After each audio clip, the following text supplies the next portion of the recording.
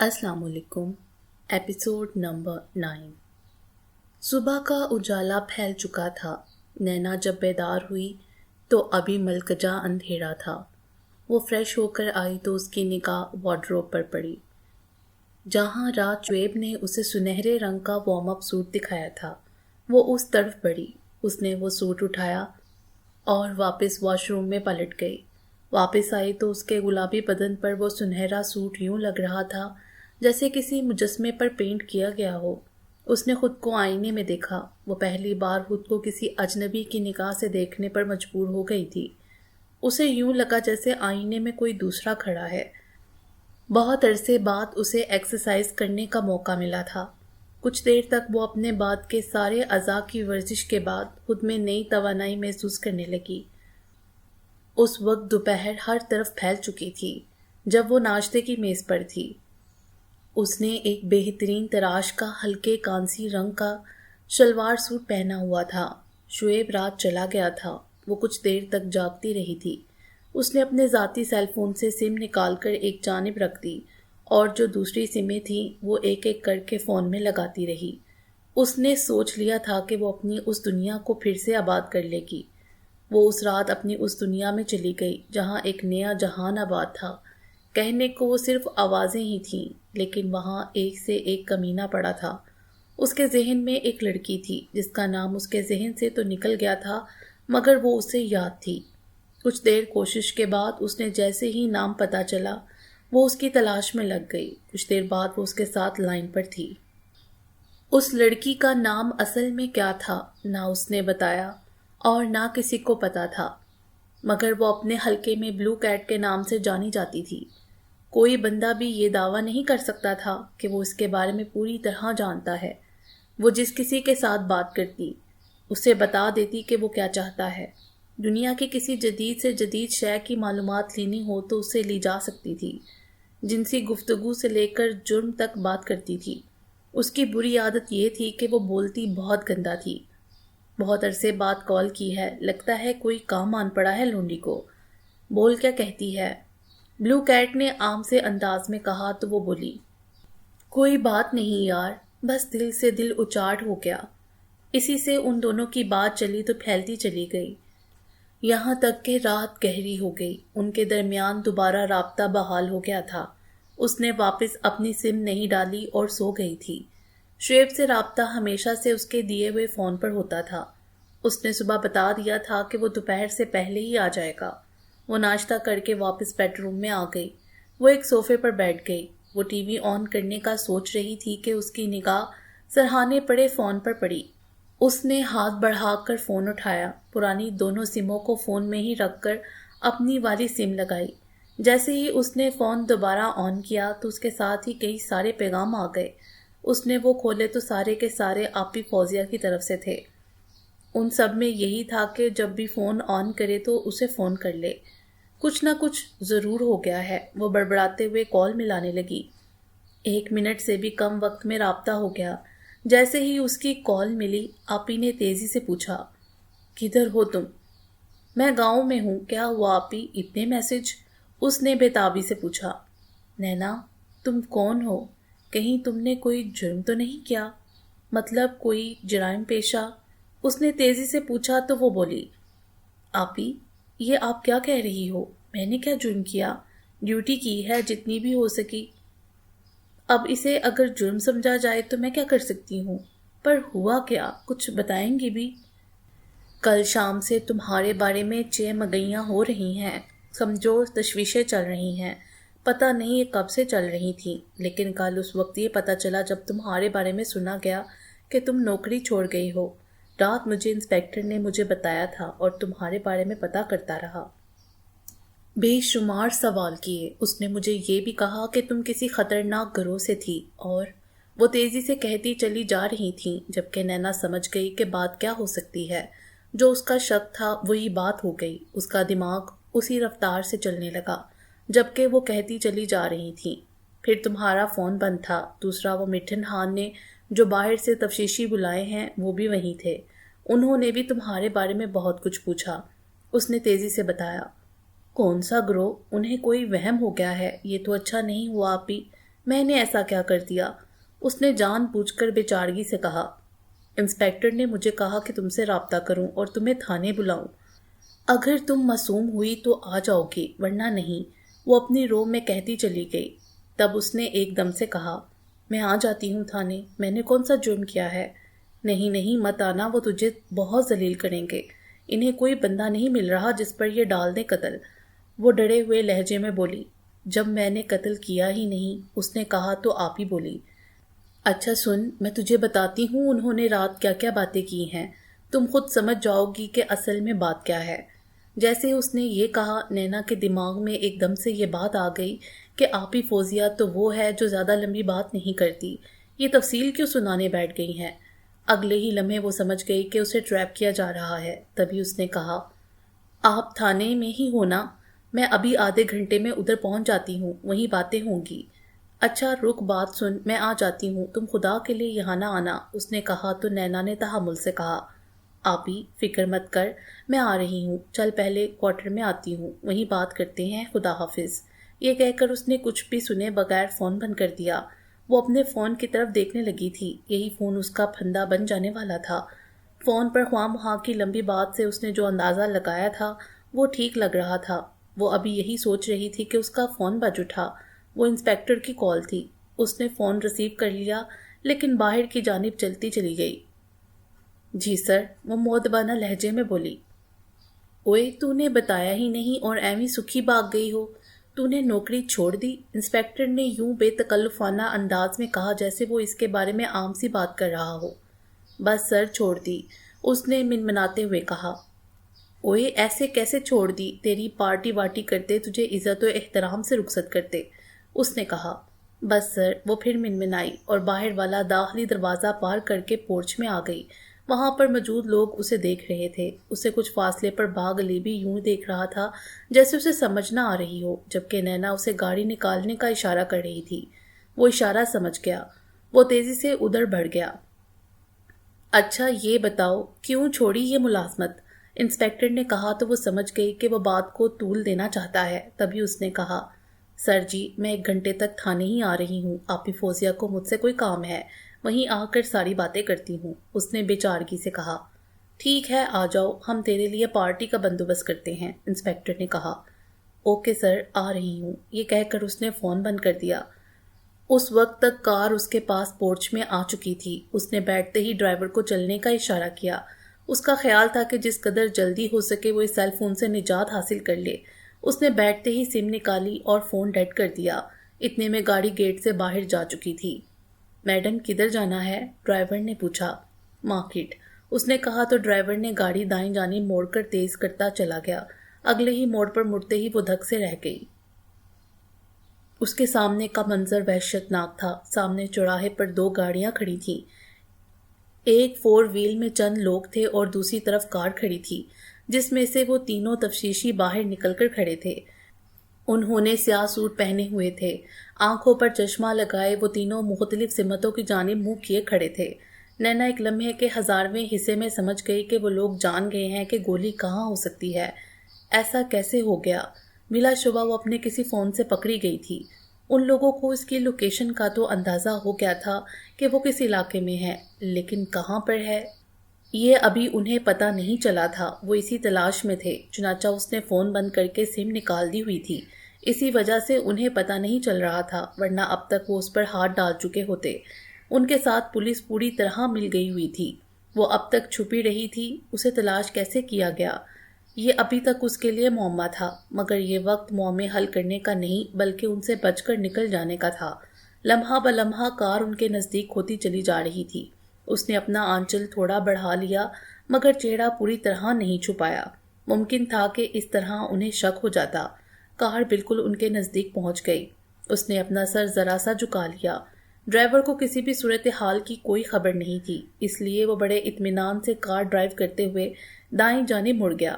وہ سیدھا مارکیٹ کی طرف جا رہا تھا جو وہاں سے ½ کلومیٹر سے بھی کم فاصلے پر تھی۔ وہ ان کے قریب سے گزر کر آگے چلی گئی تھی۔ تبھی اس نے اپنا فون نکالا اور تیزی سے پیغام لکھ کر شعیب کو بھیج دیا۔ جس وقت وہ مارکیٹ پہنچی اس وقت تک شعیب کا فون آ گیا۔ اس نے کار سے اتر کر فون ریسیو کر لیا۔ اس نے کم سے کم لفظوں میں اسے ساری بات بتا دی۔ شعیب نے ساری بات سن کر تیزی سے کہا، میں ادھر ہی آ رہا ہوں، تم وہیں مارکیٹ میں ٹھہرو، میں ابھی وہیں پہنچتا ہوں۔ لیکن تم یہاں آ کر کیا کرو گے؟ میں تو یہاں سے نکل رہی ہوں، میں کہیں۔ اس نے کہا تو وہ بولا، تم وہیں ٹھہرو، بلکہ کسی بھی شاپ میں چلی جاؤ۔ اوکے، اس نے کہا اور فون بند کر دیا۔ اس وقت تک وہ شاپنگ سینٹر میں چلی گئی تھی۔ وہ ایک گارمنٹس کی دکان تھی۔ نینا مختلف لباس دیکھنے لگی، مگر اس کا دھیان دکان میں شیشے کے پار تھا جہاں اس کی کار کھڑی تھی۔ وہ دیکھنا یہ چاہتی تھی کہ وہ صرف سم کو ٹریس کرتے ہوئے اس تک پہنچے تھے یا ان کے پاس کوئی ایسا آلہ بھی ہے جو اس کے خالی فون کو بھی ٹریس کر سکتا ہے، لیکن ابھی تک وہاں کوئی نہیں آیا تھا۔ وقتی طور پر خطرہ ٹل گیا تھا۔ تقریباً 15 منٹ بعد شعیب کا فون آ گیا۔ وہ اسے باہر بلا رہا تھا۔ وہ باہر نکل کر شعیب کی کار میں جا بیٹھی۔ اس کے ساتھ ہی اس نے کار بڑھا دی۔ فون کہاں ہے؟ سڑک پر کار سیدھی کرتے ہوئے شعیب نے پوچھا۔ میرے پاس ہے، پرس میں، اس نے جواب دیا۔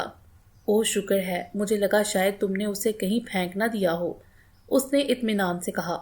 کیوں؟ اسے تو پھینک دینا چاہیے تھا، مجھے موقع نہیں ملا، ورنہ میں نے تو اسے جان چھڑوا لینا تھی، نینا نے کہا۔ یہ بہت کام آئے گا، شعیب نے کہا۔ وہ کیسے؟ نینا نے تجسس سے پوچھا۔ یاد ہے تمہیں جب پہلی بار مٹھن ہان کے لوگوں سے آمنا سامنا ہوا تھا اور اس وقت ایک فون ہمارے ہاتھ لگا تھا اور میں نے ہی تمہیں وہ فون پھینک دینے کو کہا تھا، اس نے تفصیل سے بتایا۔ ہاں مجھے یاد ہے، وہ سوچتے ہوئے بولی۔ اس کے بعد میں نے ایسے ہی کسی فون سے کام لینے کا سوچا اور اس پر تجربات کیے ہیں، میرا تجربہ کامیاب رہا ہے۔ اب دیکھنا ٹھیک 2 گھنٹے بعد یہ فون وہی لوکیشن بتائے گا جو ہم دکھانا چاہیں گے، شعیب نے سنجیدگی سے کہا تو اس نے انتہائی حیرت سے پوچھا، کیا ایسا ہو جائے گا؟ تم دیکھنا، وہ مسکراتے ہوئے بولا۔ اب ہم کہاں جا رہے ہیں؟ نینا نے پوچھا۔ ہم اپنے فارم ہاؤس جا رہے ہیں، جہاں باغ علی پہنچ چکا ہے ہماری خدمت کے لیے۔ وہاں کے سارے ملازم بابا نے حویلی واپس بلا لیے ہیں، اس نے پھر تفصیل سے بتایا۔ لیکن میرے دماغ میں کچھ اور آ رہا ہے، پہلے مجھے یہ بتاؤ، وہ لوکیشن والی جو بات کہی تھی، وہ فون اس وقت تیرے پاس ہے نا ادھر؟ نینا نے پوچھا۔ نہیں، ادھر فارم ہاؤس کی لیب میں پڑا ہے، میں تجربہ وہیں کر رہا ہوں۔ اب میں نے سوچا تھا 2-4 مزید بنا لوں، شعیب نے بتایا تو اس کا چہرہ لٹک گیا۔ پھر چند لمحوں بعد وہ بولی، اچھا چل فارم ہاؤس چل، بتاتی ہوں کیا کرنا ہے۔ شعیب نے سر ہلایا اور کار بھگا دی۔ نینا کے ہاتھ میں پرانا فون تھا، اس نے تاجہ کے نمبر ملائے اور رابطے کا انتظار کرنے لگی۔ چند لمحوں بعد تاجہ بولی، ہیلو، کون ہے؟ میں ہوں گولی، اس نے بالکل ہی بدلی ہوئی آواز میں کہا تو تاجہ نے ایک دم سے خوشی میں کہا، اوئے جی صدقے میں واری جاؤں، سچ میں تجھے بہت یاد کر رہی تھی، وہ بے تابی سے بولی تو نینا نے گہری سنجیدگی سے کہا، میں تجھے شاید اب بھی فون نہ کرتی، لیکن تجھے اطلاع دینا بہت ضروری تھا۔ وہ کون سی؟ اس نے تجسس سے پوچھا۔ سنو، مٹھن خان اب پولیس کے ذریعے تجھے پکڑنے کا طے کر چکا ہے، وہ سلامت خان کا قتل تجھ پر ڈال رہا ہے، اس لیے اس کے بندے اور پولیس تجھے پکڑنے آ رہے ہیں، اپنا بندوبست کر لے۔ اس نے یوں کہا جیسے اسے یہ بتاتے ہوئے بڑا دکھ ہو رہا ہو۔ خبر پکی تو ہے نا؟ تاجہ نے پوچھا۔ اگر خبر سن کر تیرا دماغ خراب ہو گیا ہے یا تم ڈر گئی ہو تو فکر مت کرنا، میں وہیں ہوں گی، گولی نے غصے بھرے لہجے سے کہا تو تاجہ بولی، تمہیں قسم ہے تمہارے پیر کی تم نے نہیں آنا، میں خود ہی انہیں۔ نہیں تاجہ، میں ہوں گی وہاں، لیکن دکھائی نہیں دوں گی، ورنہ ان کا قتل بھی تم پر پڑ جائے گا، فکر نہ کر، حوصلے سے ان کا سامنا کرنا، باقی میں دیکھ لیتی ہوں، اس نے تاجہ کو غصہ دلاتے ہوئے کہا تو وہ جوش سے بولی، تم آؤ یا چاہے نہ آؤ، میں انہیں دیکھ لوں گی، چل پھر ملتے ہیں، اس نے کہا اور فون بند کر دیا۔ اس نے وہ فون رکھا اور وہ نیا فون لے لیا جس پر شعیب نے لوکیشن سیٹ کر دی تھی۔ وہ فون کرنے لگی تو ایک دم سے رک گئی، شعیب کی طرف دیکھ کر بولی، یار میں رسک نہیں لینا چاہتی، ہم یہاں سے نکلتے ہیں، دیکھا جائے گا جو ہوگا، باہر نکل کر فون کرتے ہیں۔ ہم زیادہ سے زیادہ آدھے گھنٹے تک تاجہ کے گاؤں کے پاس ہوں گے، وہ جتنی بھی جلدی نکلیں گے ہم سے پہلے نہیں پہنچ سکتے، شعیب نے اسے سمجھایا۔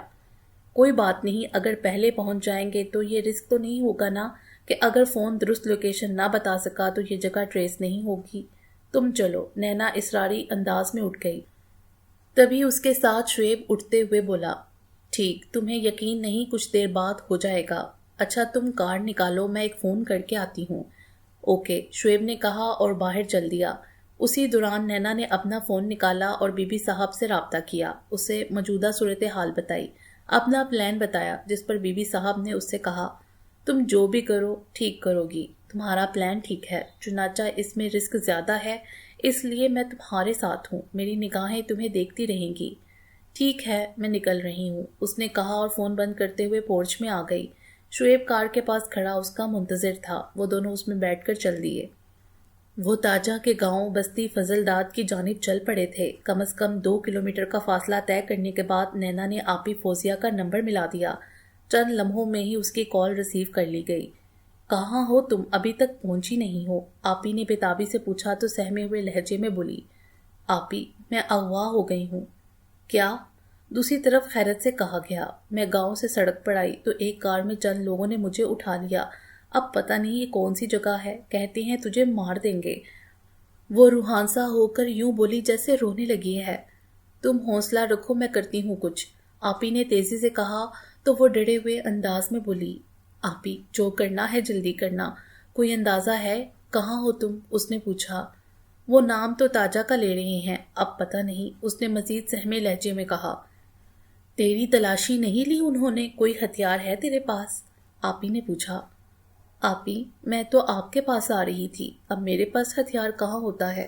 مجھے کیا پتا کیا ہونے لگا ہے، انہوں نے مجھے یوں لا پھینکا ہے، اب پتہ نہیں کیا کرتے ہیں، فون میرے سینے۔ یہ کہتے ہوئے وہ خاموش ہو گئی۔ تبھی شعیب نے آواز بدل کر دور سے کہا، اوئے اس کے پاس فون ہے، اوئے پکڑ۔ اس کے ساتھ ہی نینا نے وہ فون اپنے ہاتھوں میں چند بار جھلایا اور پھر فون بند کرتے ہوئے سنجیدگی سے بولی، اب دیکھتے ہیں وہ کیا کرتے ہیں۔ اسے دیکھنے کے لیے ہمیں کتنی دیر انتظار کرنا پڑے گا یہ ہم نہیں جانتے، وہ انتہائی کوفت سے بولا۔ یہ انتظار تو کرنا پڑے گا بابو، نینا نے کہا اور اس کی طرف جھک کر اس کے کندھے پر سر رکھ دیا۔ دیکھ مجھے گاڑی چلانے دے، وہ دھیمے سے بولا۔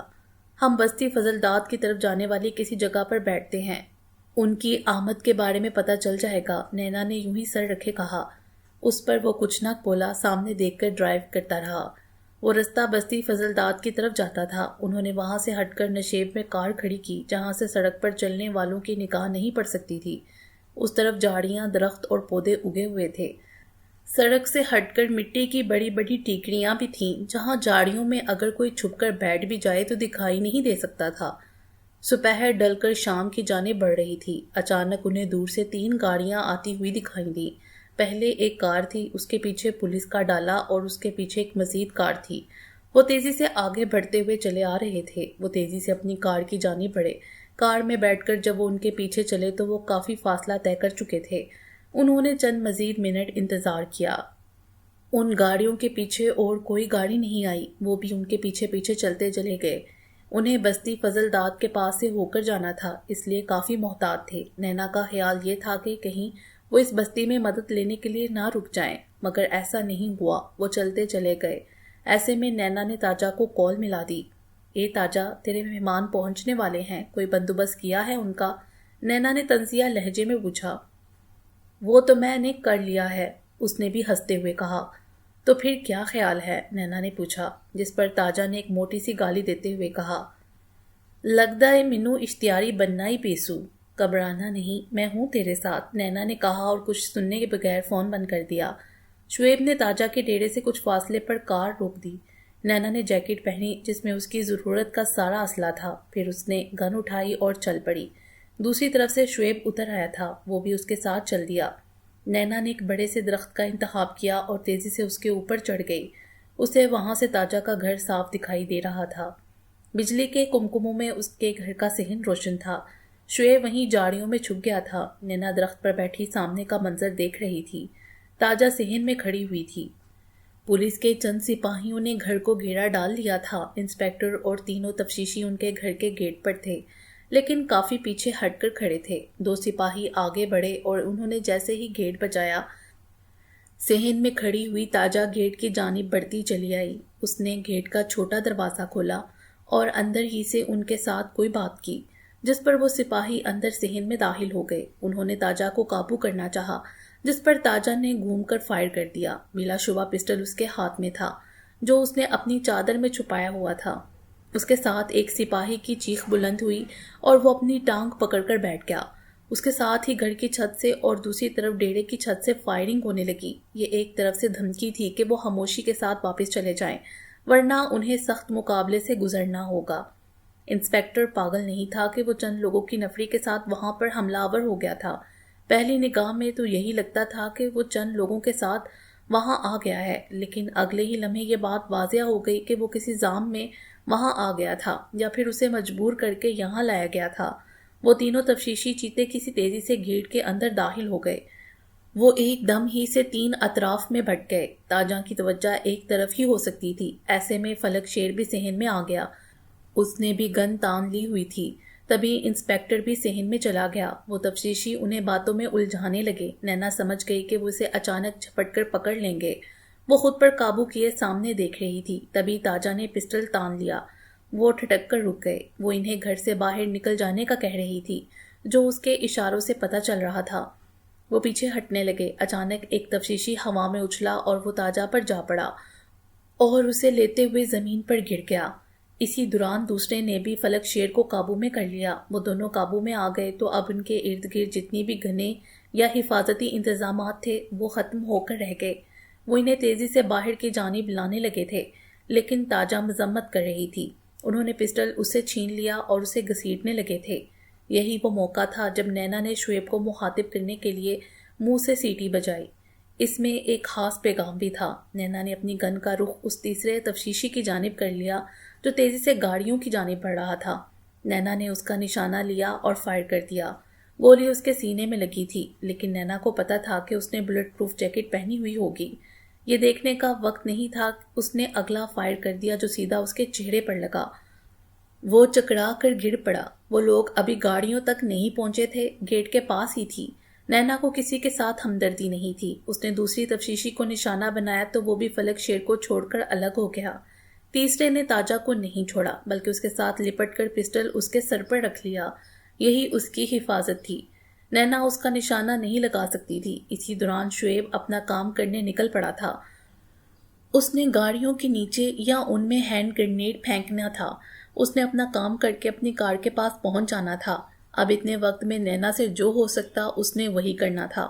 نینا نے دیکھا انسپیکٹر بدحواس ہو چکا ہے۔ اس نے انسپیکٹر کو نشانے پر رکھا اور یک بعد دیگرے کئی فائر کر دیے۔ وہ بھی تڑپنے لگا۔ کھیل کا پانسا بدلتے ہوئے دیکھ کر تاجا کے جو لوگ تھے وہ چھتوں سے فائر کرتے ہوئے نکل آئے۔ لاشعوری طور پر پولیس والوں کو اپنی حفاظت کا خیال تھا۔ اب نینا کے لیے مزید درخت پر رکنا خطرے سے خالی نہیں تھا۔ وہ انتظار کر رہی تھی کہ کب گاڑیاں دھماکے سے پھٹتی ہیں۔ چند لمحے ہی گزرے ہوں گے، تبھی پہلی کار پھٹی تو نینا نے درخت سے اترنا شروع کر دیا۔ جب دوسری پھٹی تو وہ زمین پر تھی۔ تیسری گاڑی پھٹتے ہی وہ اپنی کار کے پاس پہنچ چکی تھی۔ اس نے گن کار کی پچھلی نشست پر پھینکی اور اگلا دروازہ کھول کر جیسے ہی وہ بیٹھی، شعیب نے کار بڑھا دی۔ انہیں بالکل خبر نہیں تھی کہ تاجا کے ساتھ کیا ہوا، تیسرے تفتیشی کے ساتھ کیا ہوا۔ تاجا کے ساتھی اسے بچانے میں کامیاب ہو گئے تھے یا نہیں، تاجا مر گئی، انہیں کچھ پتا نہیں تھا۔ انہیں خوف صرف یہی تھا کہ بستی فضل داد کے لوگ راستے میں نہ آ جائیں، ورنہ بہت مشکل ہو جائے گی۔ شعیب نے ڈرائیونگ کی ساری فنکاریاں آزمانا شروع کر دیں۔ اس سے پہلے کہ بستی کے لوگ باہر نکلتے وہ وہاں تک جا پہنچے، تبھی نینا نے پہلے جیکٹ اتاری، پھر اپنا پسٹل اور اس کے بعد گریبان میں ہاتھ ڈال کر فون نکال کر انہیں ڈیش بورڈ کے خانے میں رکھتے ہوئے کہا، شعیب مجھے یہاں اتار دو۔ دیکھ لو تم بہت بڑا رسک لے رہی ہو، وہ بولا۔ یہ وقت بحث کا نہیں ہے میری جان، تم وہی کرو جو ہم میں طے ہو چکا ہے، وقت ضائع مت کرو، نینا نے ضد ہوتے ہوئے کہا تو شعیب نے کار روک دی۔ اس نے نگاہ بڑھ کر شعیب کی طرف دیکھا، ہاتھ بڑھا کر اس کا چہرہ چھوا اور اترتی چلی گئی۔ شعیب نے بھی اسے دیکھا اور کار بڑھا دی۔ 2 منٹ میں وہ نگاہوں سے اوجھل ہو گیا۔ نینا کے سامنے اندھیرا تھا، جس سے کچھ فاصلے پر موجود بستی کی روشنیاں صاف دکھائی دے رہی تھیں۔ وہ چند لمحے وہاں کھڑے کھڑے وارم اپ ہوئی اور پھر اس نے دوڑ لگا دی۔ وہ جیسے ہی بستی کے قریب گئی، سامنے سے بہت سارے لوگ آتے ہوئے دکھائی دیے۔ وہ گرتی پڑتی ان تک جا پہنچی۔ اس کا سانس کچھ حقیقی پھولا ہوا تھا، کچھ اس نے خود سے ظاہر کیا، یوں جیسے ابھی وہ گر کر بے ہوش ہو جانے والی ہے۔ لوگوں نے جب ایسے ایک اکیلی لڑکی کو بھاگ کر آتے دیکھا تو جھٹک گئے۔ تبھی وہ ان کے قریب جا کر گر گئی۔ کچھ دیر تک تو کوئی اس کے قریب نہ آیا۔ نیم دائرے میں کھڑے اسے دیکھتے رہے۔ ایک بندے نے اسے ٹارچ کی روشنی میں لیا ہوا تھا۔ ایسے میں ایک ڈھیر عمر سا بندہ اس کے پاس آیا اور کڑک کر پوچھا، کون ہو تم؟ نینا نے اس کی طرف دیکھنا بولنا چاہا لیکن اس کی آواز نہیں نکل رہی تھی، وہ گر کر زمین سے لگ گئی۔ یار دیکھو کہیں مر نہ گئی ہو، ایک شخص نے کہا تو اسی اڈیر عمر آدمی نے اسے کاندھے سے ہلایا۔ نینا نے آنکھیں کھول دی تو اس نے پوچھا، کون ہو تم؟ کہاں سے آئی ہو؟ وہ قتل بم مار دیا سب کو، اس نے ہکلاتے ہوئے جواب دیا۔ تم تاجا کے ڈیرے سے آئی ہو؟ اس شخص نے پوچھا تو نینا نے اس بات میں سر ہلا دیا۔ تبھی ہڑبڑاہٹ میں کئی سوال ہونے لگے۔ ادھر بڑی فائرنگ ہوئی، دھماکے بھی ہوئے، یہ ادھر کیا کر رہی تھی؟ کون ہے یہ؟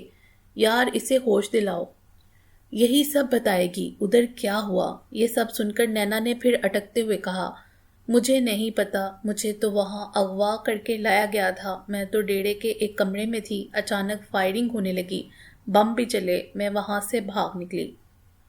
او تو یہ بات ہے، اسی اڈیر عمر نے کہا، آؤ وہاں پتہ کرتے ہیں۔ کسی کی آواز ابھری، بالکل نہیں، ادھر خطرہ ہے، کسی نے کہا۔ چلو اسے تو گھر لے چلیں، کہیں اس کا کوئی بولا۔ نہیں میں کہیں نہیں جاؤں گی، مجھے تھانے تک پہنچا دو پلیز، نینا نے تیزی سے کہا۔ تھانے؟ اس اڈیر عمر نے پوچھا۔ ہاں تھانے، یا پھر وہاں اطلاع کر دو یا میری بات کرا دو، نینا نے بھرپور اداکاری کرتے ہوئے کہا۔ اچھا ٹھیک ہے، کچھ کرتے ہیں، لیکن پہلے تمہاری طبیعت ٹھیک ہو جائے، چلتے ہیں، اسی اڈیر عمر نے تیزی سے کہا، پھر اٹھ کر کسی سے کہنے لگا کہ وہ کار لے کر آئے۔ وہ وہاں زمین پر ہی بیٹھی رہی، کچھ لوگ اس کے ارد گرد کھڑے رہے، چنانچہ اس کے سر پر چادر نہیں تھی، وہ اپنے بالوں کی اوٹ میں ہی دیکھ رہی تھی۔ اسی اڈیر عمر نے اسے سہارا دے کر کھڑا کیا، وہ اسے لے کر ایک قریبی گھر میں چلے گئے، جہاں اسے چارپائی پر اسے لٹا کر اس پر چادر پھیلا دی گئی، اسے دودھ دیا گیا، جسے پی کر وہ چپ چاپ لیٹ گئی۔ کچھ ہی دیر بعد کسی نے آ کر تاجا کے ڈیرے کے حالات کی تفصیل بتائی۔ وہ کچھ یوں تھی، وہاں پولیس نے چھاپا مارا، لیکن تاجا نے مذمت کی۔ پولیس اس کے گھر میں داخل ہو گئی تو سامنے سے فائر ہونے لگے، ہینڈ گرینیڈ بھی چلے، وہاں پولیس کے بہت سارے بندے مارے گئے۔ تاجا خود تو بھاگ گئی، فلک شیر مر گیا ہے، 2 بندے اور مر گئے ہیں، شہر کی پولیس پہنچ گئی ہے، وہ وہاں اپنی کارروائی کر رہے ہیں، ڈی ایس پی آیا ہوا ہے، اس کی نگرانی میں سب ہو رہا ہے۔ تبھی نینا نے کہا، انہیں اطلاع دے دیں کہ میں یہاں ہوں۔ ٹھیک ہے، اسی اڈیر عمر نے کہا اور کسی کو ہدایات دینے لگا۔ پھر زیادہ وقت نہیں گزرا تھا کہ کمرے کے باہر ہلچل سی مچی، اس کے ساتھ ہی ڈی ایس پی اور 2 سفید کپڑوں والے وہاں آن پہنچے۔ جیسے ہی ڈی ایس پی کی نگاہ نینا پر پڑی تو وہ یوں بنچکا رہ گیا جیسے کسی بھوت کو دیکھ لیا ہو۔ وہ چارپائی سے اٹھ گئی، اس نے اپنا رویہ وہی رکھا جو ایک ماتحت کا آفیسر کے ساتھ ہوتا ہے۔ تم؟ ڈی ایس پی نے حیرت سے کہا۔ جی میں، وہ یوں بولی جیسے برسوں کی بیمار ہو۔ تم یہاں کیسے پہنچ گئی ہو؟ اس نے پھر اسی لہجے میں پوچھا۔ نینا سمجھ رہی تھی جس عورت کے بارے میں یہ کہا جا رہا ہے کہ دراصل گولی وہی ہے، اور اسے پکڑنے کے لیے جانے والوں کے ساتھ اتنا بڑا ہاتھ ہو جائے، اسے سامنے دیکھنے والے کی حالت کیا ہوگی؟ ان لوگوں نے مجھے یہاں تک پہنچایا ہے، اس نے اپنے ساتھ لوگوں کی طرف اشارہ کرتے ہوئے کہا تو اسی اڈیر عمر شخص نے تفصیل بتائی۔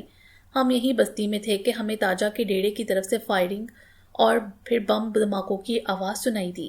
ہم پتہ کرنے کے لیے نکلے تو یہ لڑکی ادھر سے بھاگتی ہوئی آ رہی تھی، ہم نے اسے سہارا دیا۔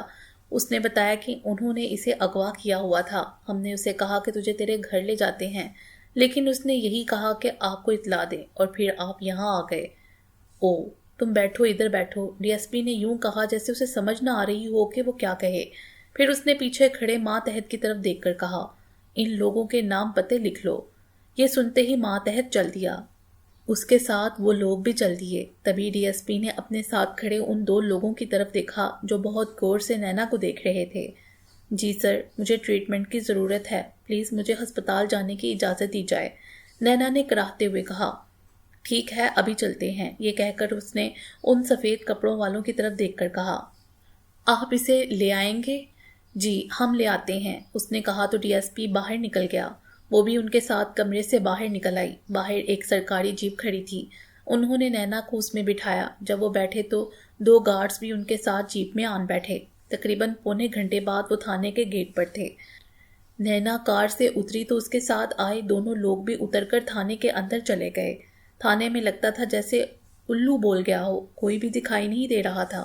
وہ ان لوگوں کے ساتھ آگے بڑھی تو انسپیکٹر کے کمرے میں کچھ لوگ دکھائی دیے، وہ اندر گئی۔ ڈی ایس پی ایک کرسی پر بیٹھا تھا، اس کے ساتھ ایک ایس پی کھڑا تھا۔ ساتھ میں 2 لوگ مزید بیٹھے ہوئے تھے جو چہرے سے ہی گنڈے دکھائی دے رہے تھے۔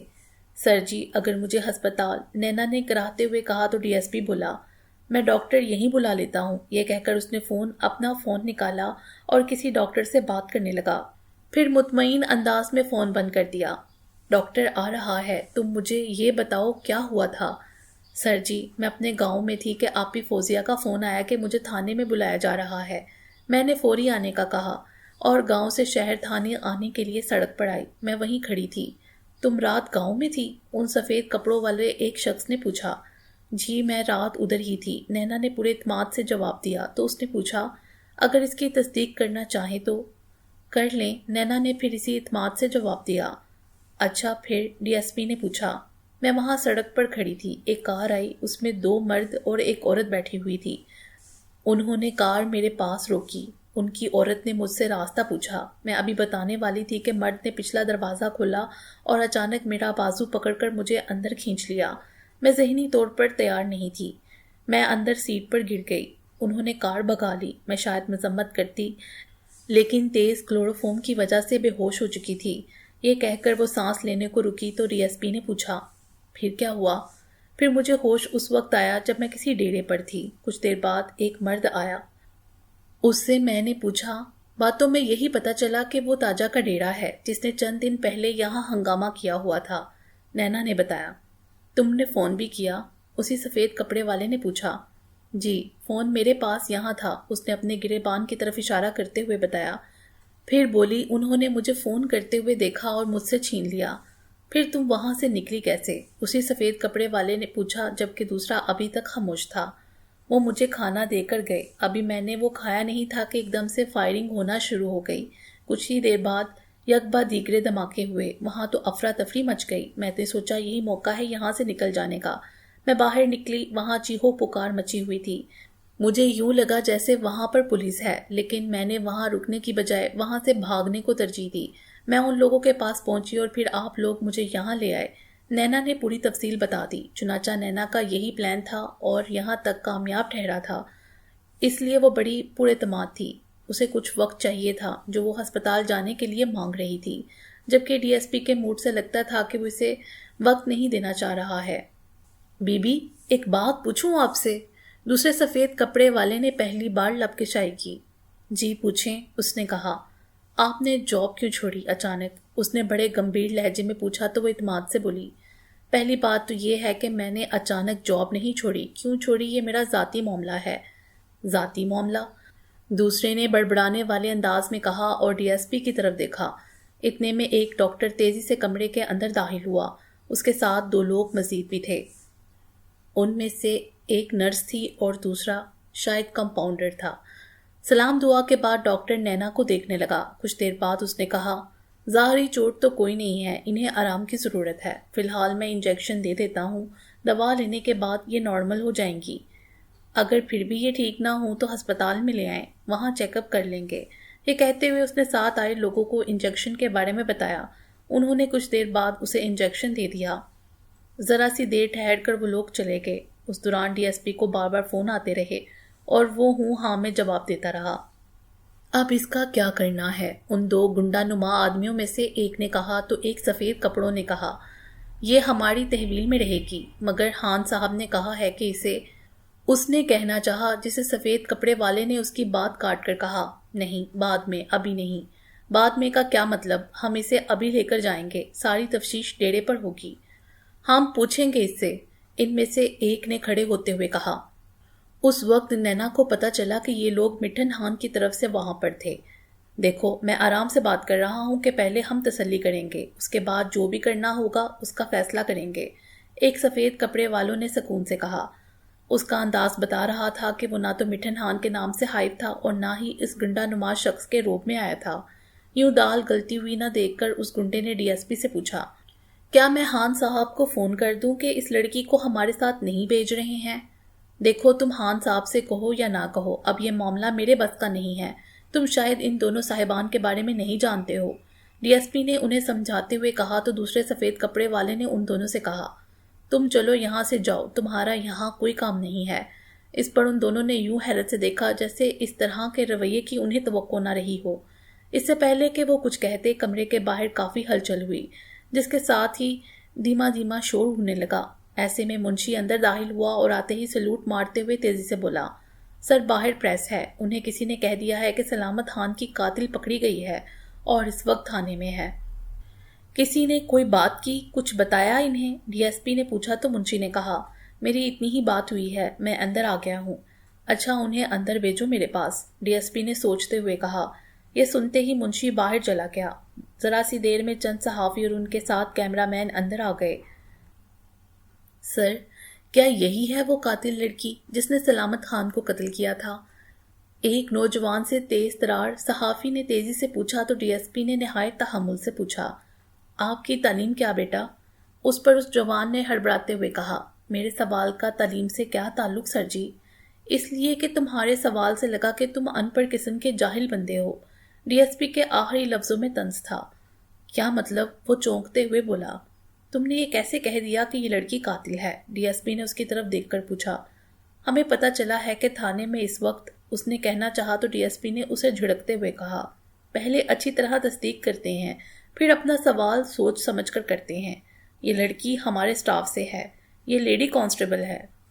تمہیں تو یہ بھی پتہ نہیں ہوگا کہ جدید صحافت میں لیڈی بھی نہیں کہتے، یہ اخلاقیات ہے۔ یہ سنتے ہی چند لمحے خاموشی رہی، پھر ایک دوسرے صحافی انتہائی طنز سے چبھتے ہوئے لہجے میں بولا، تو پھر سر جی وہ تاجہ کا کیا بنا جس نے اتنے لوگوں کو قتل کر دیا؟ وہ فرار ہو گئی، اس کا کیا جرم تھا کہ اس پر ریڈ کیا گیا؟ سنا گیا ہے کہ یہ ریڈ غیر قانونی تھا، جو صرف ایم این اے کے کہنے پر ہوا۔ ان میں جو غیر اخلاقی سوال ہیں وہ نکال دیں۔ آپ لوگوں کو جس نے بھی یہ خبر دی وہ غلط ہے۔ ڈی ایس پی نے اس کی بات کو نظر انداز کرتے ہوئے کہا، پھر سانس لے کر بولا، بات صرف اتنی ہے کہ تاجہ سے پوچھ تاچھ کے لیے اس کے ڈیرے پر انسپیکٹر گیا تھا، جس پر مشتعل ہو کر سامنے سے فائرنگ کر دی گئی، جس کے نتیجے میں اتنا بڑا سانحہ ہو گیا۔ ابھی تک چونکہ ہم معاملے کو دیکھ رہے ہیں، اس لیے وقت سے پہلے کچھ نہیں کہہ سکتے۔ ہم باقاعدہ پریس ریلیز جاری کر دیں گے، آپ انتظار کریں۔ ڈی ایس پی نے انہیں مطمئن کرنے کے لیے کہا۔ وہ کچھ دیر تک یوں ہی سوال کرتے رہے، جن کا وہ جواب دیتا رہا۔ کچھ بھی مزید معلومات نہ پا کر وہ چل دیے۔ آپ لوگ بھی جائیں، ڈی ایس پی نے مٹھن ہان کے لوگوں کی طرف دیکھ کر کہا۔ لفظ ابھی اس کے منہ میں ہی تھے کہ آپی فوزیہ کمرے میں داخل ہوئی۔ اس نے سلوٹ مارا تو ڈی ایس پی نے اس کی طرف دیکھ کر کہا، اسے اپنے ساتھ لے جاؤ، شاید ہسپتال جانا پڑے۔ اوکے سر، آپی فوزیہ نے سلوٹ مارتے ہوئے کہا تو نینا اٹھ گئی۔ وہ کافی حد تک سمجھ گئی تھی کہ یہ سارا سین کیا چل رہا ہے، اس لیے وہ اطمینان سے آپی فوزیہ کے ساتھ چل دی۔ باقی انشاءاللہ اگلی ویڈیو میں۔ امید ہے آپ کو یہ ویڈیو پسند آئی ہوگی۔ ہمارے چینل کو سبسکرائب کریں اور بیل آئیکن کو پریس کر دیں ہمارے چینل کی لیٹسٹ اپڈیٹس حاصل کرنے کے لیے۔ شکریہ۔